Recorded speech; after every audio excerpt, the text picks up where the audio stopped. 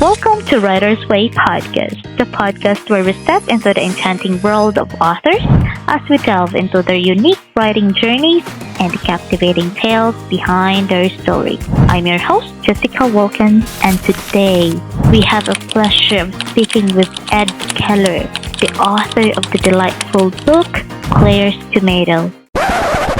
Welcome to the show, Ed. Oh, good morning. Yes, good morning, too. How are you today, Ed? I'm pretty good. You still got a little bit of a cold, but I'm going to manage through it. Okay. So, once again, it's our pleasure. So, before we delve into your wonderful book, could you tell our listeners a little bit about yourself and what sparked your passion for writing and perhaps a little background of you? Okay, let me tell you a little bit about myself to begin with. I was born in Pennsylvania back in the 50s. My parents married right out of high school, and my father developed polio the first year after he got out of high school and ended up in Warm Springs, Georgia, being rehabilitated. While he's in Warm Springs, Georgia, he won a scholarship to Penn State University. And he was in Penn State University for quite a few years. He ended up with a doctorate in genetics. While he was at Penn State in Warm Springs, Georgia, my mother stayed behind with me and lived at her parents' farm. So I grew up on a farm for about the first 10 years of my life. So I have a slight passion for plants and gardens and vegetables. Anyway, my father became an academic, and we moved to many different places. Like we went to the University of Maryland for a few years to do his postdoc, then to the University of North Carolina as a professor. Then he got a little bit upset with academia, so he took a job as a head of a division in nuclear utility system in Hawthorne, California. So I ended up in California and graduated high school there in 1969. He grew disillusioned with industry, and in 1969 he decided to move to West Virginia and became the chairman of the biology department. So I enrolled in West Virginia University as a freshman, and that was kind of neat because I got in-state tuition, which at the time I think was $75. Which is nothing. And I basically majored in pinochle my freshman year. And as a result, my draft deferment was removed. So I had the choice of either registering for the draft and taking my chances with going to Vietnam or joining the Army Reserves. So in 1971, I joined the Army Reserves, which I spent 6 years in, and ended up a staff sergeant in charge of supply. Now, I went to college and finally got my bachelor's degree in secondary education in 1976 and a master's in curriculum instruction in 85. I taught in Montague County, West Virginia, at 2 junior high schools, 2 elementaries, and 1 college and 1 high school over a 26-year period of time. During this time, I developed 3 science activity kits, which were available for nationwide distribution to teachers. I presented over 40 workshops at the local, state, and national levels and published 17 papers. I spent 16 summers working on National Science Foundation grants, the first dealing with developing materials and instructional strategies for teaching marine biology to disabled high school students at Wallops Island, Virginia.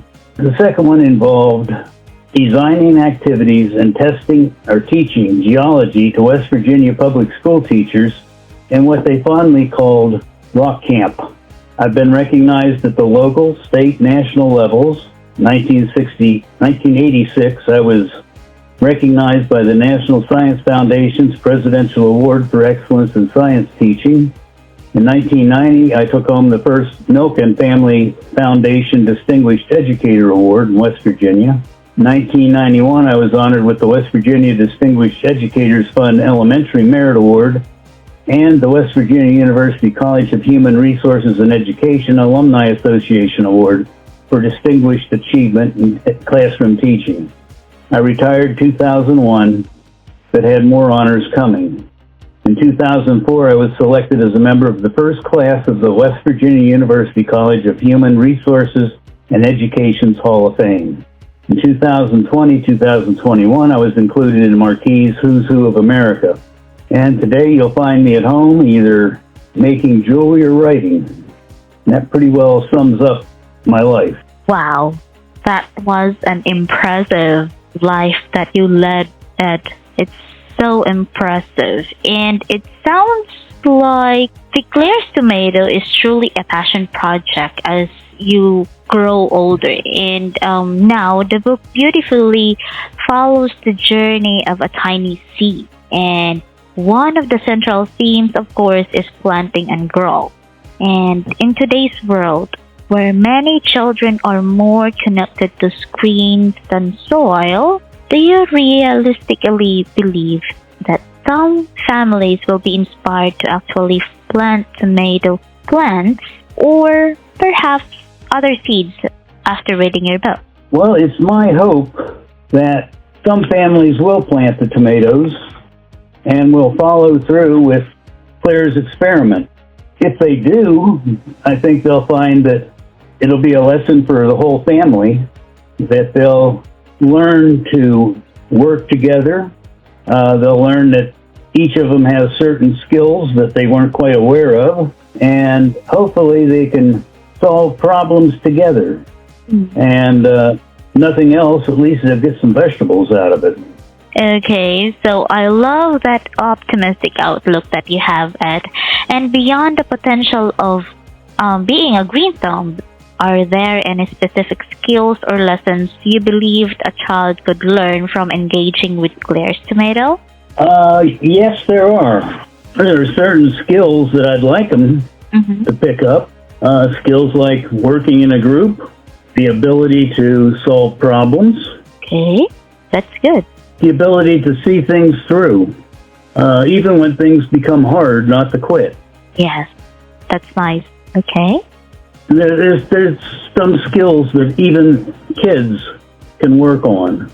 And it's hard to say specific skills because there's so many little things that will come up, and they'll be different for each child because they're all going into it with different backgrounds. Yes, that's true. But I'm sure there's a lot of little lessons that they're all going to pick up on. You know, some kids might not know anything about carpentry, and yet they're going to be building something. So they'll learn about tools and wood and carpentry and stuff like that. Okay, that's wonderful.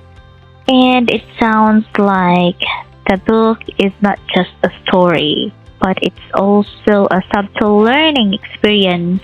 Speaking of engagement, I noticed that you've incorporated questions throughout the book, prompting the young reader to think.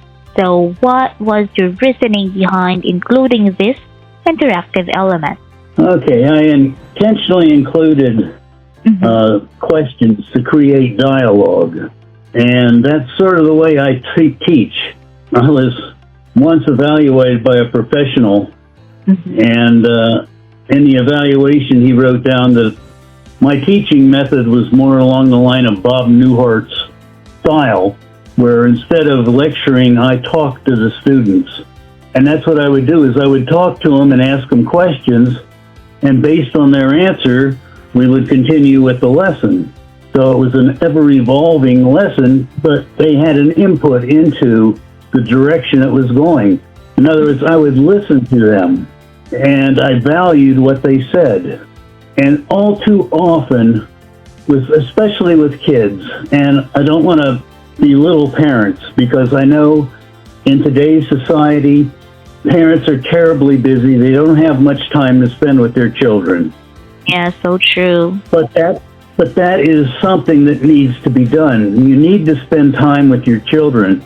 And one way you can do it is by, instead of giving them the answers, to basically set a situation up where they can discover the answers, like giving them a tomato plant and letting them discover how growing a tomato plant, what it takes to do that.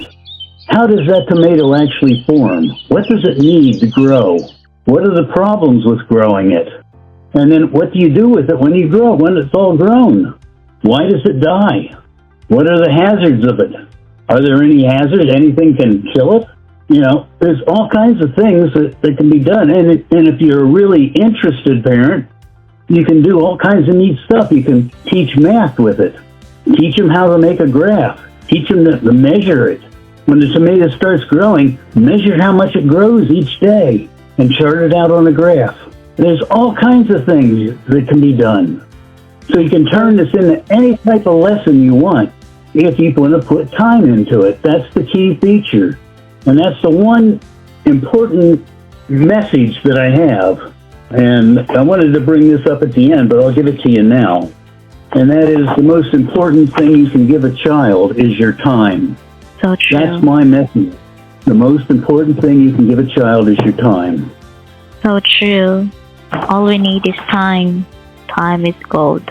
So that's a brilliant way to keep the young minds being engaged into something. And what do you hope children will specifically take away from these questions or questioning aspect from the book? And what kind of mindset or skills are you hoping to cultivate with them? Because I believe that you are a teacher through and through, Ed, and I salute teachers.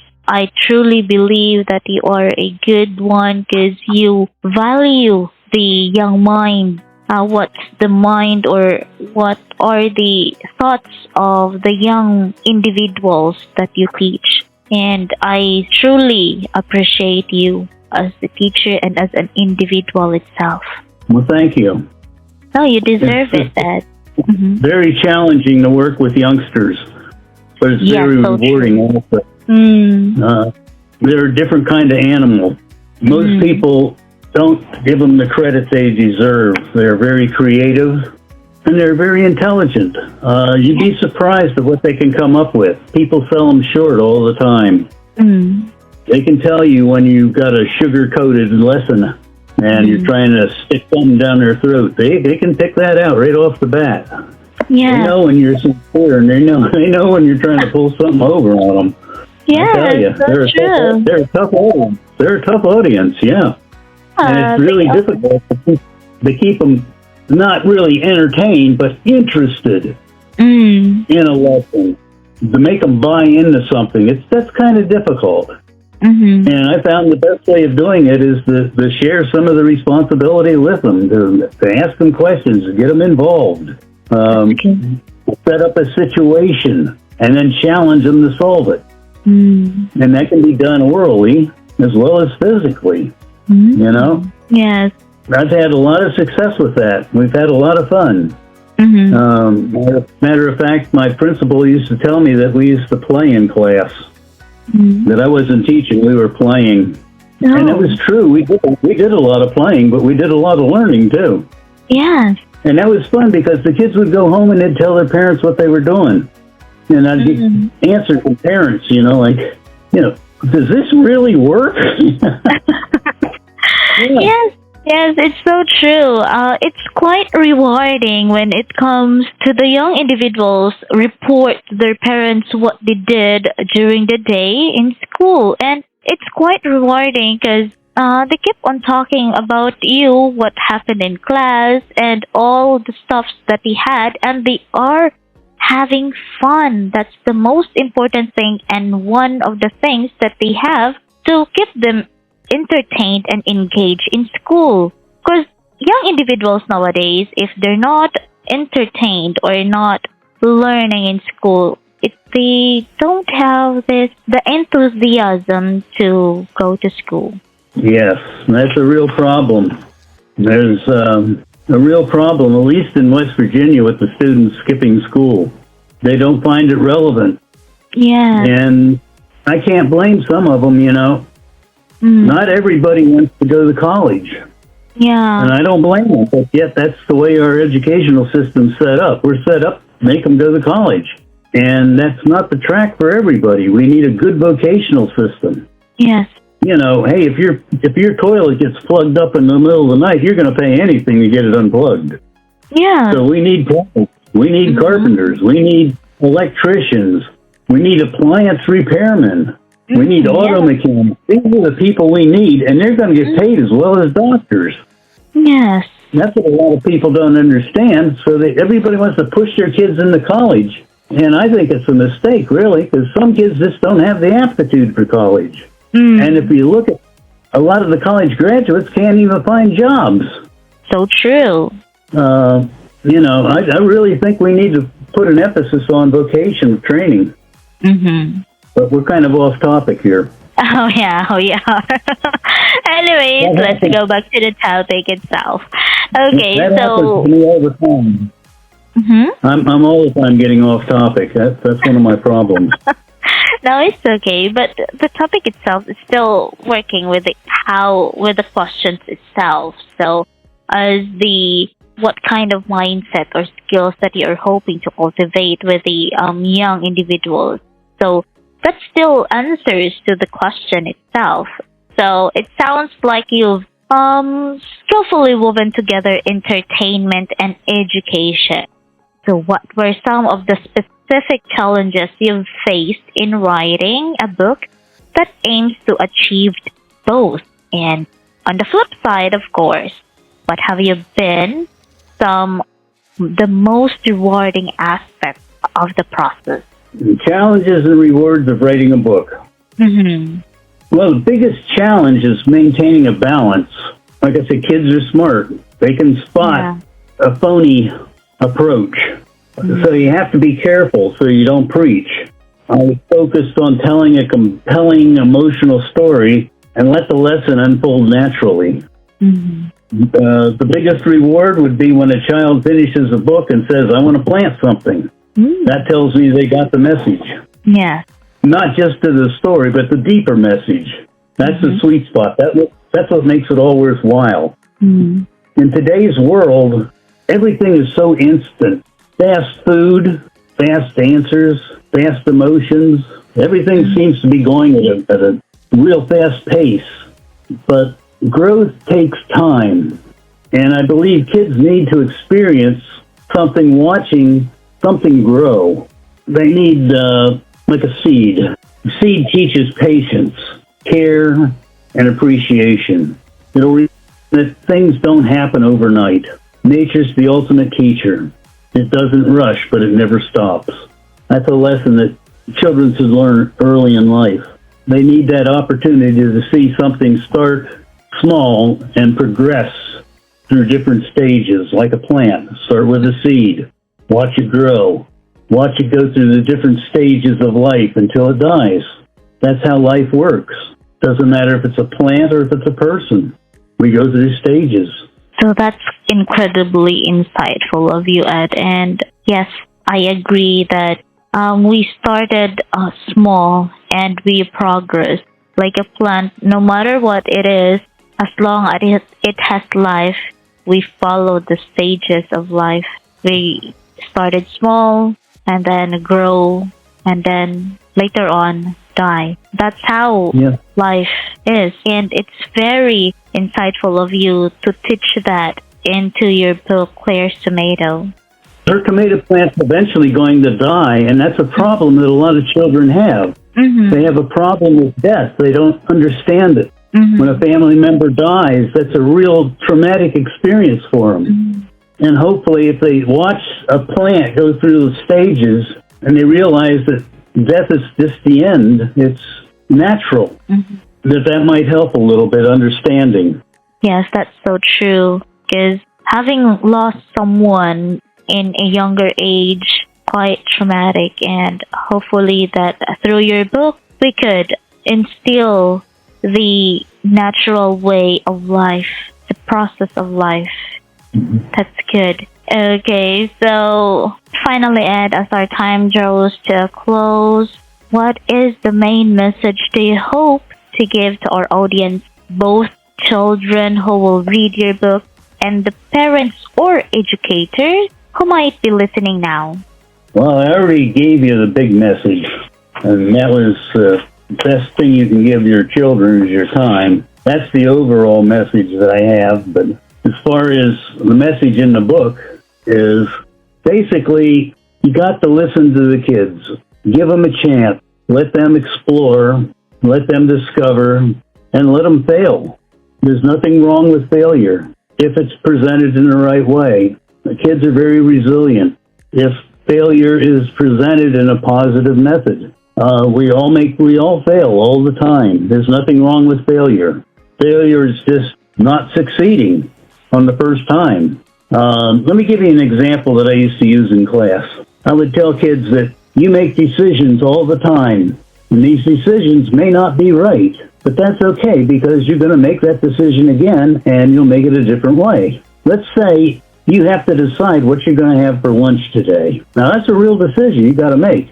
Now, as a kid, you can bring lunch from home. You can buy something at the cafeteria. You can get the cafeteria lunch, or you can go hungry, or you can mooch food off of somebody else. Now, that's your choices. Now, make your choice. What are you going to do? You pick one. Well, I'm going to eat cafeteria food. That's my choice. Okay. Well, you do your experiment. Your experiment is you go to the cafeteria and you get cafeteria food. Well, you find out today you have kale soup, okra, and liver and onions. Well, that's not exactly a meal that you like. So you kind of failed, didn't you? You made the wrong choice.